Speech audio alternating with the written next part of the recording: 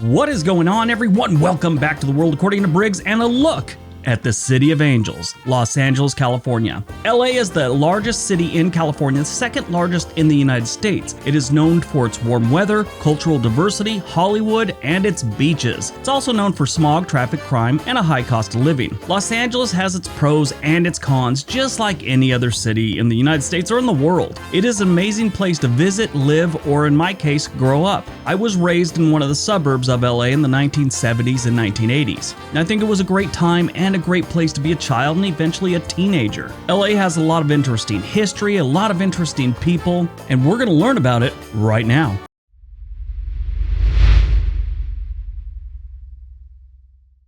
Los Angeles was founded long before California was a state, almost 70 years. Los Angeles was founded on September 4th, 1781. 40 years later, it became part of Mexico after the Mexican War of Independence. Then came the Mexican-American War in 1848. Then all of California was purchased as part of the Treaty of Guadalupe Hidalgo and became part of the U.S. at that point. It was incorporated into a city on April 4th, 1850. The Hispanic culture and people have shaped Los Angeles. It's not like there was nobody here before the United States showed up and took over. Los Angeles has a lot of history, but since the 1960s, most of it has to do with bad cops, earthquakes, and gangs. In the 1960s, they had the Watts riots.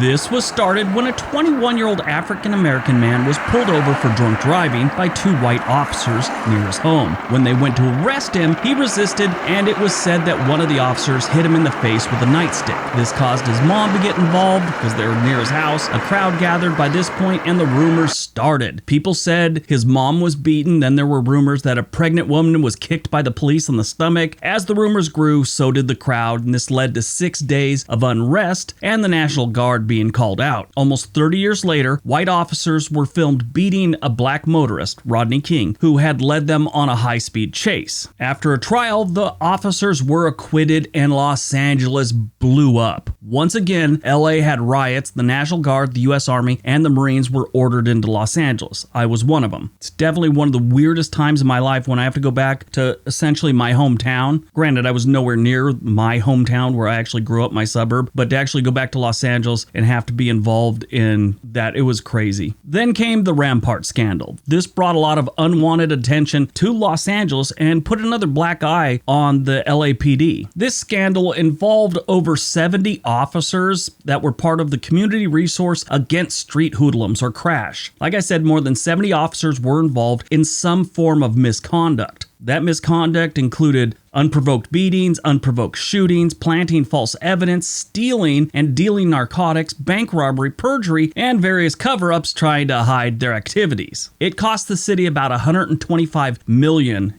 in court settlements. 106 prior convictions were overturned and more than 140 civil lawsuits were filed. This thing was ugly and it was bad. And in reality, I don't think many people knew the extent of what was going on until all the court cases were settled. Then, of course, you have the earthquakes. Los Angeles has felt a ton of earthquakes, but some of the really major ones were maybe outside the city, but really shook LA. There's a couple like the Northridge earthquake, which I was there for that one. It was 6.7 and it struck around 4:30 in the morning on January 17th. This thing lasted almost 30 seconds. The peak of it was almost 3 seconds, but the whole thing took about 20 to 30 seconds, which for an earthquake is extremely long. It was the highest ever instrumentally recorded in an urban area in North America. It was felt as far as Las Vegas and Tijuana, Mexico. The death toll was 60 and more than 9,000 injured. Again, I get called out with the military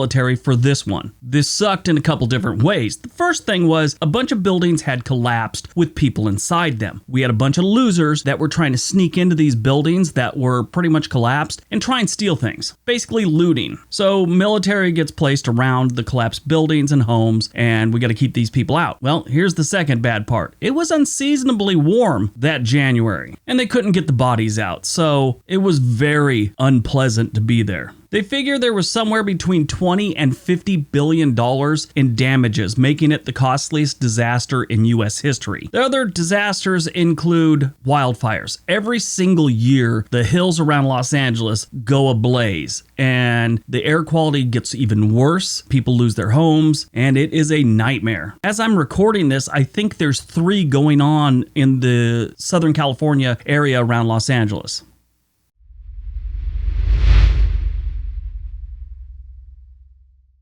The discovery of oil in the 1890s brought a bunch of people to Los Angeles. As the oil spread out, other communities started to pop up, but their growth was kind of stalled because they didn't have any water. You take all the streets and cities out of Los Angeles, you have a desert and you need water. Well, there's not a lot to go around. Part of Los Angeles' city charter prevented them from selling or providing water to any area outside its borders. So people from other cities were forced to move to Los Angeles, and this blew the population up way back in the late 1800s and early 1900s. The population of Los Angeles in 2000 was 3,694,000. In 2020, it was 3,898,000. That's just the city. The entire metro area has just over 13 million people. The demographics break down kind of like this. According to the US Census, Los Angeles is made up of 48% Hispanic. That's any race, could be El Salvadorian, Mexican, whatever. White is 25%. Black or African American is 7.74%. Asian is 14.51%. One thing Los Angeles does have a lot of is mixed race families, especially down in areas like where I'm from, the Redondo Beach, Torrance area. That was basically strawberry fields back in the 1920s and 30s, and the people working that were the Irish and the Mexican families. Well, they've been intermingling down there for a very long time, so a lot of those families could fall into either category. And it's not just my suburb. There's a lot of other suburbs in Los Angeles that are pretty much the same way.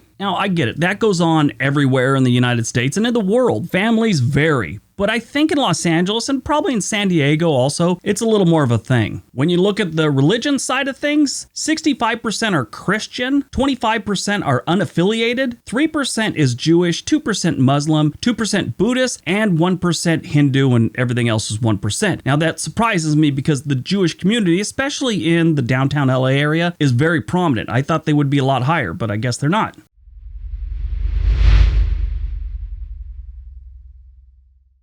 Los Angeles started off in oil. That's really how Los Angeles got its start in the 1800s. There are things like farming were going on, but really Los Angeles got put on the map with oil in the mid to late 1800s. But what they're most known for is the film industry. By 1921, more than 80% of the world's film industry was in Los Angeles, Hollywood, Los Angeles, the whole area. The film industry pretty much kept Los Angeles from going bankrupt during the Great Depression around 1932. And the film industry was strong for many, many years. Still sort of is today, just not what it used to be. And in reality, Los Angeles and Hollywood wouldn't be a thing if it wasn't for Thomas Edison. Yeah, the light bulb dude. If it wasn't for him kind of being a jerk back in New Jersey, film industry wouldn't have moved west when it did. Maybe it would have eventually, but he basically hastened this process. He had such a grip on making films on the East Coast with different laws and copyrights and patents that he had that it was impossible to make movies there without him getting a cut or basically being able to stop you from making a movie. So all these guys headed west, started making movies out in Hollywood. Los Angeles didn't stop at Hollywood. They were also very big in the adult film industry for a lot of years. Los Angeles has always been a big place for defense contractors. I think I said in another video recently that growing up, most of my friends from Torrance, California and stuff, their parents worked for different defense contractors. During World War II, Los Angeles played a major part building aircraft and ships in Long Beach Harbor. The toy company Mattel that made the Barbie, they helped out during Vietnam. There was a big rumor or big story that always floated around that the M16 was made by a toy company. It wasn't. It was made by Colt. But Mattel, who made the Barbie, used their plastic machines to make the hand grips and things like that for a while. Now, the story started because they were stamping their logo on the hand grips, and this became a running joke. So Mattel quit stamping their logo on there, but still continued to produce the hand grips for Colt and the United States military. These days, the economy is still entertainment, international trade, aerospace, fashion, apparel, technology, tourism's a big one, petroleum, finance, healthcare, and telecommunications. Los Angeles is one of the highest rated major cities for healthcare. You have too many big hospitals to name, but in Los Angeles, you have Cedars-Sinai. This is where a lot of people go when they have major problems and where a lot of the stars go. Highly rated hospital. But Los Angeles is the largest manufacturing center in the United States right now.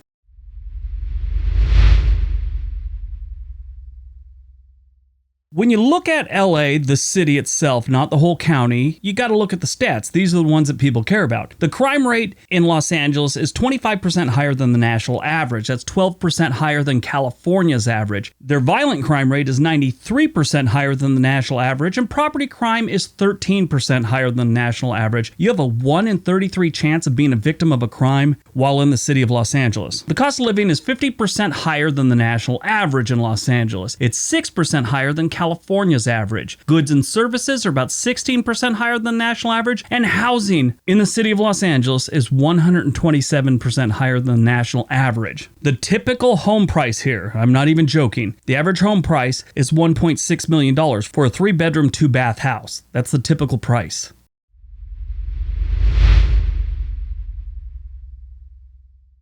Like I've said before, when it comes to neighborhoods, locals have their own opinion on what's the best and what's the worst, and so instead of going by opinion, we go by the livability score. I have a little more insight on Los Angeles than I do on other places because I lived there for a good portion of my life. As far as the good neighborhoods go, if you look at downtown Los Angeles, there's nothing really that stands out. But if you look at the west side, you have Westwood, which is 74 livability score, Brentwood has a 73, and of course Bel Air with a 76. Those are all decent neighborhoods, and you got to have some money to live there. When you go down to the south side, where I was born and raised, in the Torrance Redondo area, you got Walteria, which is in Torrance neighborhood there. It's got a 76. Hollywood Riviera is one of the nicer neighborhoods in all of LA. They get an 82. And of course, West Torrance, where I was actually born and raised, they get a 77. You also have Manhattan Beach down there that has an 85. This place is where, dudes that play for the Lakers live, and the Dodgers and actors and people that got a lot of money live in Manhattan Beach. It's beautiful. It used to be a little sleepy surf town. Now you got to have some serious coin to live there. When you get to the middle of the road, you have up on the north side, you have Los Feliz, which, they get some crime, but it's still middle of the road. They've got a 71. You've got North Redondo on the south side, which gets a 75. And there's a good argument that Studio City is a great place to live with a 73. When it comes to the worst places, one of the first ones that'll pop up is Watts. Watts has a livability score of 45. Nobody lives in this one, but I'm going to tell you about it. Skid Row, which is actually in the wholesale district. The wholesale district is kind of just downtown. Not a lot of people really live there. It's a lot of business going on there. They get a 55, but if you look at Skid Row, that is a homeless community pretty much. People really don't live there that aren't on the streets, and they get a 31. And I'm going to mention Compton, California. Compton isn't as bad as it was in the 90s, but it is by no stretch of the imagination a good place to live right now. They get a 48. The reason I bring that one up is anytime I do anything about Los Angeles, people say, oh, Compton's the worst neighborhood. No, it's not. Their total crime is only 43% higher than the national average. Their violent crime is pretty high at 201% higher than the national average. But to put that in perspective, Chicago has areas where their violent crime rate is 347% higher, and Detroit is in the 400s. So Compton is bad. They're just not the worst city in the United States, California, or Los Angeles. What really sucks about Compton is they got some crime, they got some unemployment, they got housing issues, and their overall cost of living is 22% higher than the national average. Who didn't tell these people you're not supposed to have a cost of living that high when you got crime and unemployment and horrible housing? And their schools get an F.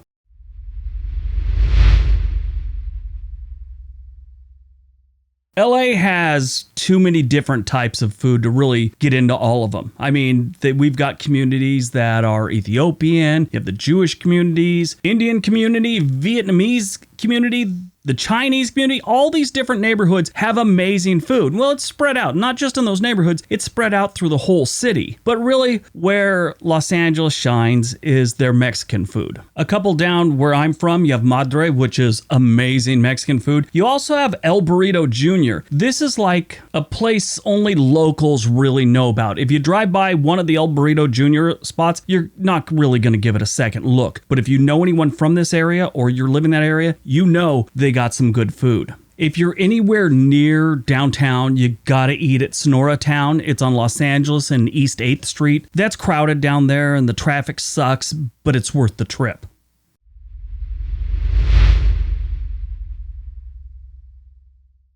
LA has plenty of things to do from a tourism standpoint. You got Universal Studios back in Orange County. You have Disneyland, Knott's Berry Farm, all those things. You have the beach. The Peterson Auto Museum is really interesting. The Natural History Museum of LA County, that's interesting. Of course, you got to go to Hollywood and see all that garbage. Griffith Park and the Griffith Observatory are very interesting. The original farmers market, it's been here since 1934. That's kind of cool to go visit. Watch old Jewish men argue. Every single time I've been there, I swear to God, I've seen that. And I'm talking 10 times in my life. I've seen some kind of argument between Jewish gentlemen. I don't know if that's what they do there for entertainment, but it's pretty interesting. Now, one of the things everyone wants to do when they go to Los Angeles is they want to go to the beaches. Now, from a tourist thing, you're gonna head to Venice or Santa Monica. I'm here to tell you those beaches suck. I mean, they're good Southern California beaches, but they're overcrowded and it's not where like a lot of locals go. My suggestion is head up north of Santa Monica to Will Rogers State Beach. There's a bunch of areas around there you could stop by and really have a good time. Venice is a joke. Stay away from there. South of Venice, you have Marina del Rey and Playa del Rey. There's no beaches there. It's like that's where the wetlands are or the marshes and stuff. But the beach starts again in Manhattan Beach, Hermosa, and Redondo and Torrance. Those, in my opinion, probably because those are the beaches I went to most of my life. Those are the best you're going to find in LA County. I mean, not too much tourist stuff, not too terribly crowded, just nice beaches, get in the ocean, enjoy yourself, and don't worry about getting robbed.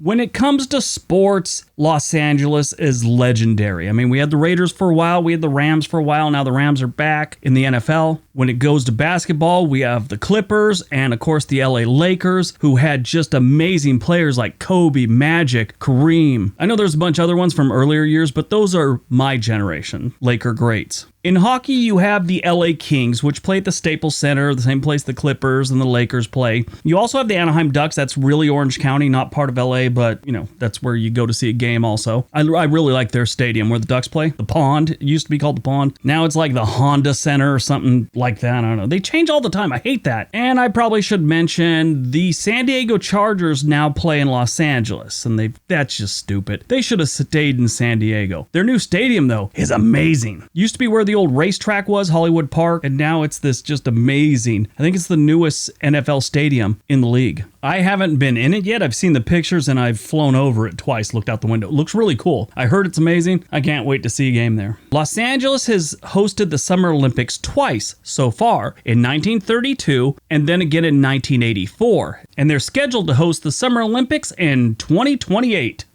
Los Angeles is a great American city. Yes, it has its problems, and if that's all you focus on, yeah, the city sucks. But if you look at the good things about Los Angeles, the food, the people, the beaches, the things to do, the entertainment, the weather, it's an amazing place. You just gotta stay away from the really dangerous areas, expect to spend a lot of money to live there or buy a home there, and if all that checks out, it's a good place to visit or live. If you're sitting someplace in middle America, Nebraska, Iowa, or maybe even, Arkansas, and all you hear about Los Angeles are the horrible things because that's all you're going to see on the news, and you decide you're not going to visit it because everything you've seen on the news just says Los Angeles is horrible, well, it's your loss, really. It's a great city. All right, that's today's video. Hope you guys enjoyed it. Hope you got some information out of it. Now have a great day and be nice to each other.